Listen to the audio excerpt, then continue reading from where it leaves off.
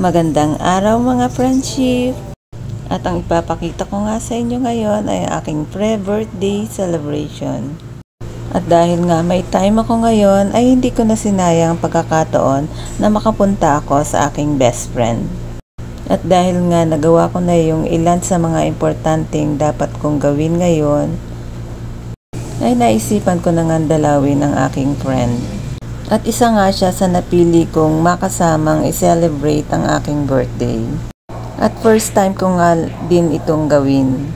Alam mo yung feeling na gusto mo ay mas makabuluhan na yung iyong mga gagawin. Bihira ko itong gawin, kaya kahit na medyo malayo siya, ay pinuntahan ko pa din.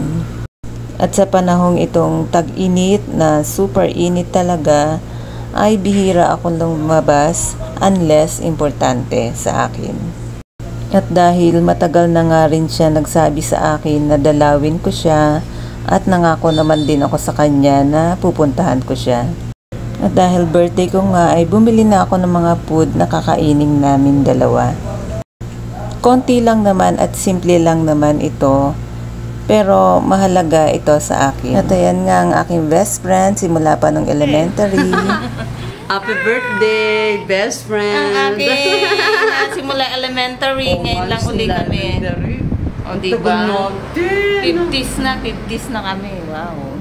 Ayan, oh. Happy birthday to me. I'm 51 years 51 ka na?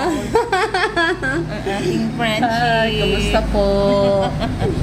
Ayan, okay. Magkaklase kami nung elementary at simula nga nung high school ay simula na kaming maghiwalay.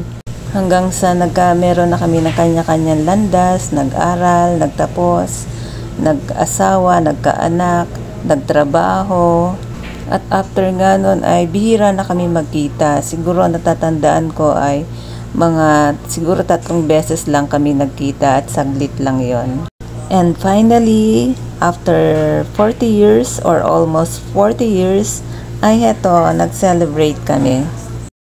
Gusto ko nga din sana siyang yayaing lumabas, ay kaya lang sa ngayon ay nagkaka-problem pa siya sa kanyang paglakad. Kaya doon na lang kami sa bahay niya nag-celebrate. At ayos lang naman kami doon sa kanyang bahay, tahimik, kami lang dalawa at mas nakakapag-bonding time pa. Ang sarap lang sa feeling yung nakakapagpasaya ka kahit sa simpleng bagay.